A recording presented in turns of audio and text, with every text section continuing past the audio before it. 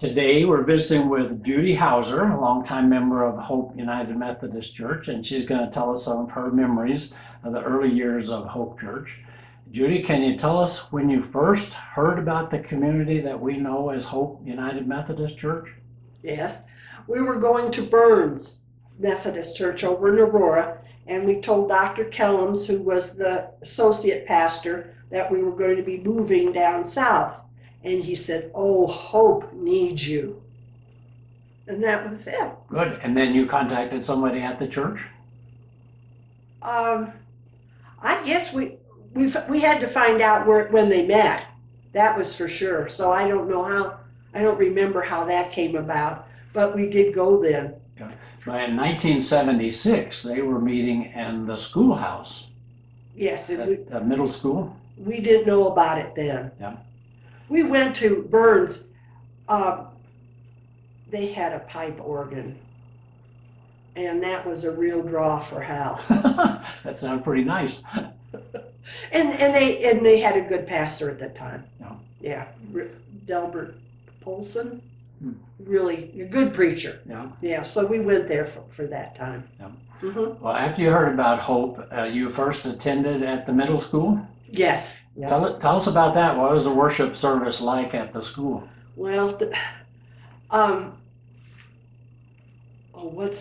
Bob Cole would come in this flaming red robe. He always wore a robe, not like today's services. Yes. And we had a little cupboard in the back that all the music books the hymnals were in, and the offering plates. And then I made a cover for one of the tables and made some scarves so we could dress it up and have an altar. Yeah. And we had a good group. We had a good group of people that came, very faithful. You know, everyone was there almost all the time. And the kids had a good church, good UMYF. Well, did they have a piano Oh yes, and a yeah, choir? yeah. And they practiced at Barb Blair's house. Yeah. And then the office was in a building over on Yosemite, right off of Hampton, In the bank building, I believe. in the bank building. Yes, and then we had our council meetings or whatever, board meetings downstairs or someplace that had a big table. Yes. And then after those meetings, we'd always go across the street and have a drink and discuss how things went with the meeting. Well, you didn't have a building, so you didn't have any offices to go to. No, So you no. had to go to the bank building to hold the Yeah. committee meetings? And I've surely told you all about the mimeograph machine. Yes, you did. Oh, we heard about that all the time. Every mimeograph machine was the same. They were all obstinate. And you had to have the little blue paint to take out your mistakes if you made a mistake Yes. in typing and all that stuff. And then we were fortunate enough to be able to use the school building for other activities. You know, like if we had a dinner, Yes. we could use the kitchen. Yes. And then the UMYF, I think, had some dinners there for us too, as I recall. Well, how many people would attend those worship services? Oh, I bet there were 100. Really? Yeah, we had a good setup. Yeah. Uh-huh. And then they had all those classrooms for Sunday school. Yes. And I think Carol Bruton's the one that said she carried it back and forth in a tote bag for years. You know, that's how it went, because Yes. you couldn't leave anything. Yes.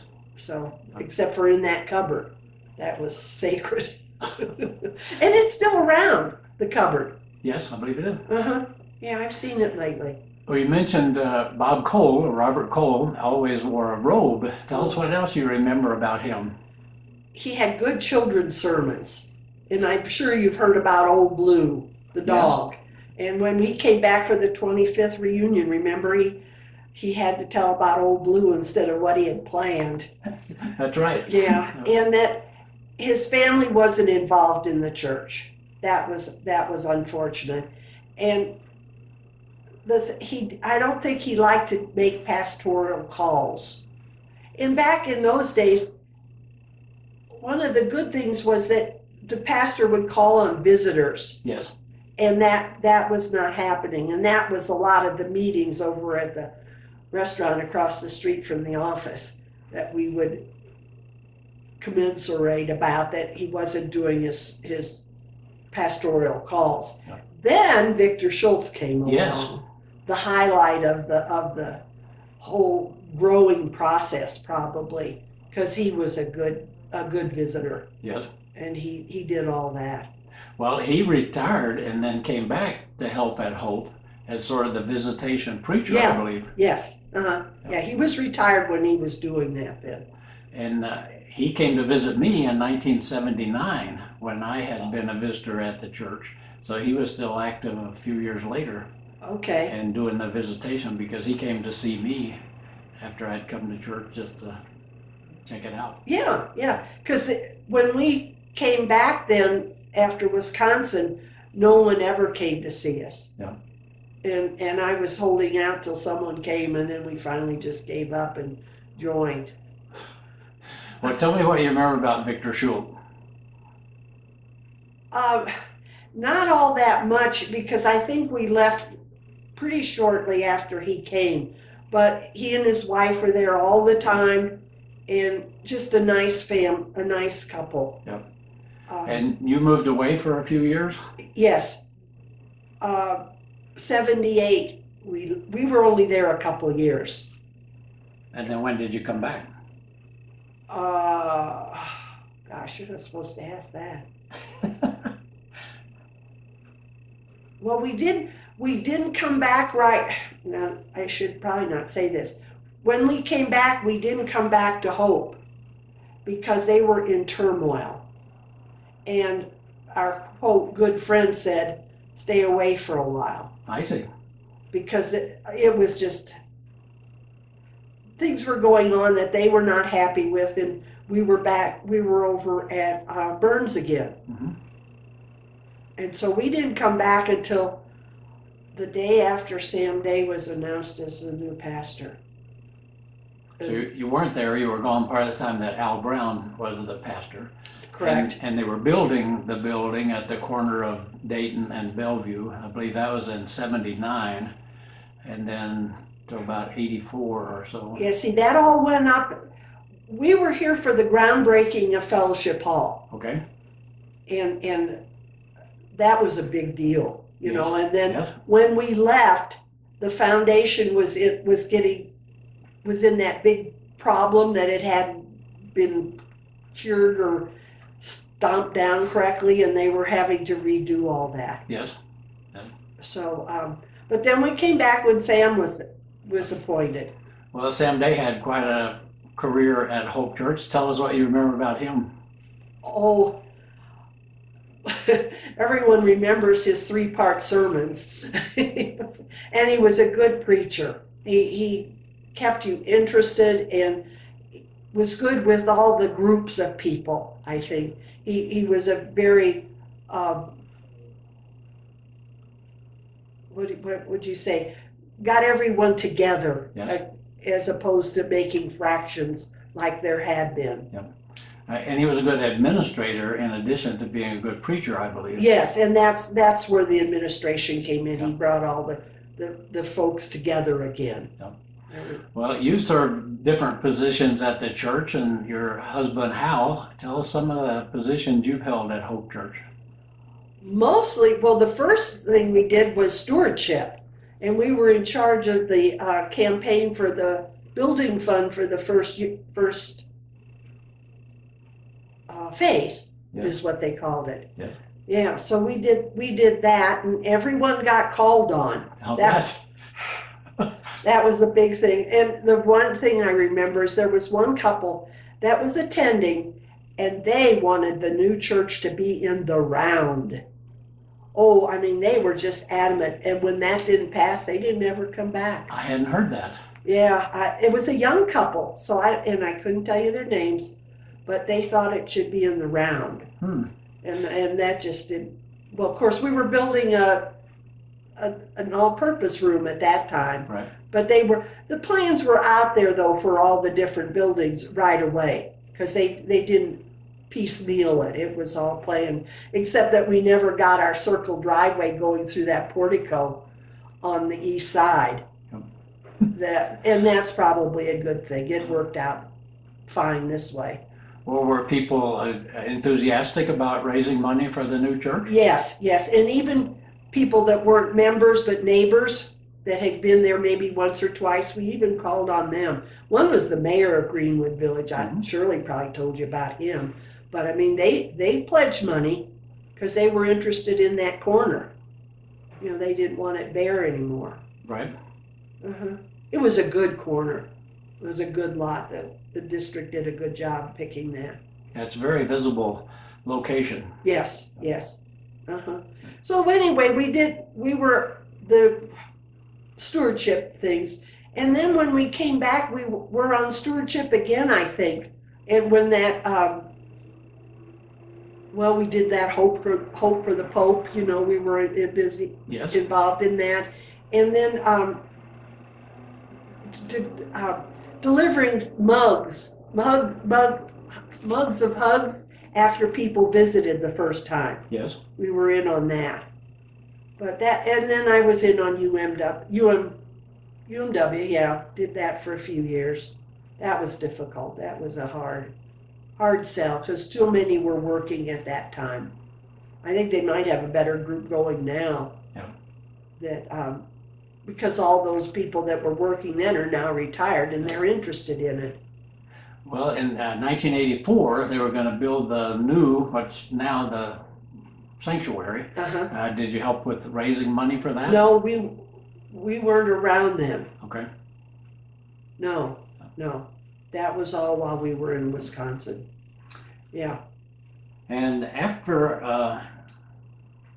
Al Brown, Dr. Vickery was the pastor for a while. Did you ever were you there when Dr. Vickery was there? We weren't there for that either. Yeah. And after Sam Day, Margaret Rush Hankins. And Lee. Yeah, you remember her? Yeah, and Dr. Lee. Yeah, they were a good pair. They no problem having a woman. You know, that went really well as far as the was concerned, I think. I do too. And that was somewhat new. There weren't that many female pastors at that time. No. Hadn't seen one before. And tell us some of the things you remember about Margaret. Well, I don't remember about that with Dr. Lee, but when she was with Steve. Yes, Steve Miller. Then they do their little sketches, you know, their skits, and I can still remember her in the little bonnet, and I don't know if she was Susan Wesley or what. I think she has anyone else mentioned her? I believe that's right, yeah. Yeah, so, and they were good at that. But no, Margaret was just a sweet lady. Yeah. And she served as a co-pastor with John Lee. Do you remember John Lee? Oh yeah, nice guy. And I think they took turns preaching. Yes. Every other one, and it didn't make any difference. You know, as the congregation was there for both of them. Yes. And that was good. Yeah. And then he's quit to go in to do more of his practice, I think. I believe that's right. Because he didn't do anything after he left Hope, I don't think. Yeah. I don't think so with the church. I think you're right. Yeah, and then now he's not very well. After John Lee, Steve Miller came. You remember Steve Miller? Yeah. What kind of preacher was he? Oh, he was okay. Well, tell us some of the things that you appreciated about Hope over the last 40 years. What do you like about that church? They're our friends. They've always been there. It's been, you know, and we've been in congenial couples, well, forever, because before the building was formed, we were having congenial couples. Yes.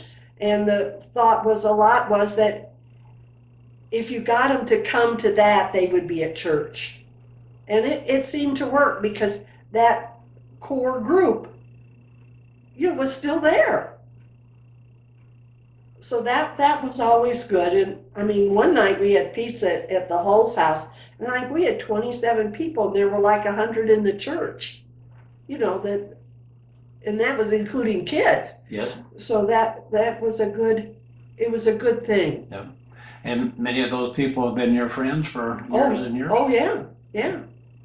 Do you have a favorite memory of Hope or something that happened at Hope? Oh, I don't know. I guess not a real favorite. I will say that for years I did all the receptions. Yes. You know, that we haven't talked about. I went to more funerals than anyone probably. Well, tell us what all that involved. Well, was talking with the secretary, well, how many are going to be there? What did they want?